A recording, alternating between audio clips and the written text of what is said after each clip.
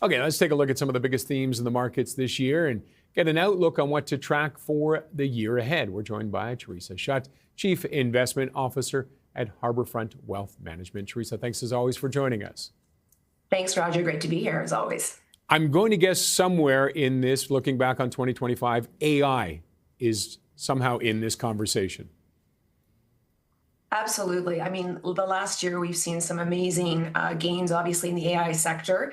And I think now it's we're seeing some things kind of pivot now. I think, we're seeing a little bit of I think I would say almost a, boom fatigue, as it were, with all the hyperscalers funneling into the AI space. I mean, I think there's been a lot of, obviously hype and excitement about this, but I think what we're going to see going forward is maybe some broadening out of the equity market. And what I mean by that is some movement into maybe what, people think are some cheaper valuations. I think what happened with the Fed cut is I think that gave some signaling that, there's no recession around the corner, the economy is resilient. And I think that's moved, some of this capital into other sectors, healthcare, financials, even some consumer products. So I think this isn't a correction. I think this is really kind of a classic rotation. And whether we see that last longer term or short term, yes, to be seen. We've seen some hiccups obviously in the AI space. Particularly with Oracle. I mean, Blue Owl kind of backing out of that equity financing that did weigh heavy on their shares, more concerns over revenue circularity, and some of the, concerns over monetization of AI. And then finally, I think, there's been more conversation about off-balance sheet financing. So, it's a way to make the balance sheets look cleaner, obviously, but it does sort of point to, more use of debt as opposed to cash flow for these data center build-outs. So I think this is all things that, the market is starting to digest. I think it is, sort of a trend we're going to see going forward. Obviously, the first 8 months of the year, as you said, it was dominated by momentum in AI plays. But we're seeing this shift, and I think it's actually a good thing.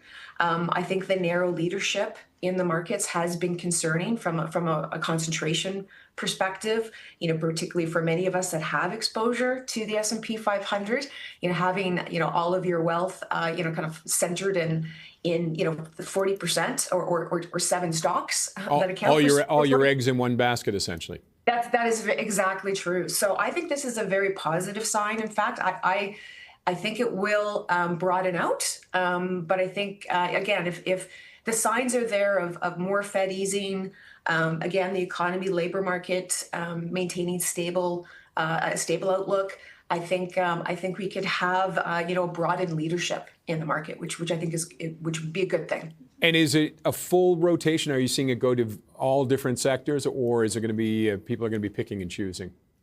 I think people are picking and choosing. I think many of us are, looking at the really high valuations of AI stocks. Perhaps some of those that had FOMO that are trying to go into the market now are now kind of realizing maybe this is really expensive. And again, there have been some wobbles in some of these, key AI names. And so I think, people are moving outside more defensively, I think, to other sectors. But I'm not sure, if there's any new darlings yet. Maybe that's coming. And I think, with the AI revolution, people need to think beyond just the tech players. I mean, there's many ways that this technology will benefit other sectors, healthcare with, diagnostic and pharmaceutical developments, industrial with, improvements to logistics and, supply chains. So I think there's other ways to play the AI game without being so concentrated. Okay, let's talk a little bit about Canada. We heard from the Prime Minister and the Premier. We seem to have weathered, at least for now, we seem to have weathered all the tariff concerns, and the Canadian equity markets have gone I guess we can say. Can we say gangbusters? Can we use that? Is that a technical term? I say they've stolen the spotlight.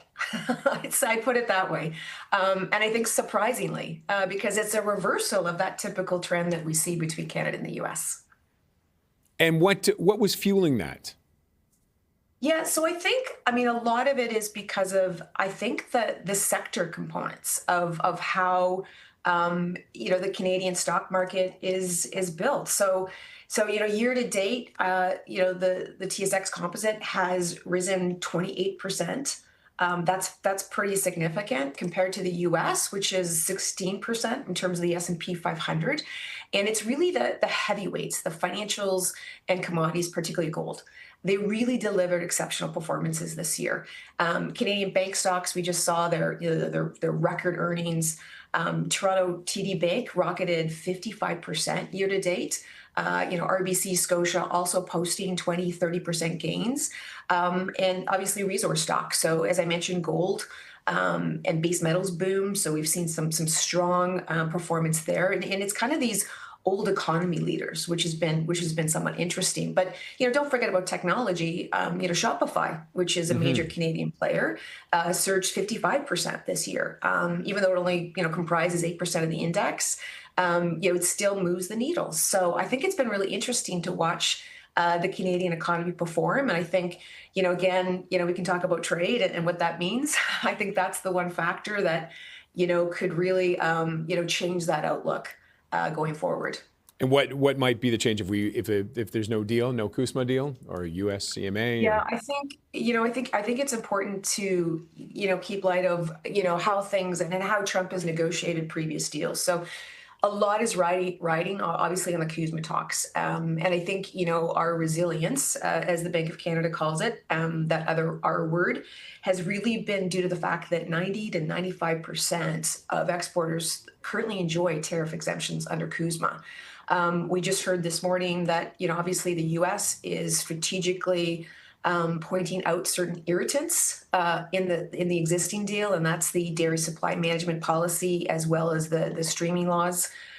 So I think those are two kind of sacred cows for Canada, and we'll see what kind of I guess I don't want to say compromise, but what kind of discussion centers around those, because it sounds to me like those are the kind of the make it or break it top issues for the U.S. administration. Okay. And if we can't get some sort of agreement on that, we could end up with, I don't think it'll be ever dismantled, but, further delay, more uncertainty, and that's an issue, obviously. So, but, I think that, a lot of the U.S. businesses have been pressuring the U.S. government to keep that agreement in place. So I think there's some kind of benefits there as well. Okay, well, we appreciate that. We're going to have to end it there. But Theresa, thank you as always. Have a great holidays.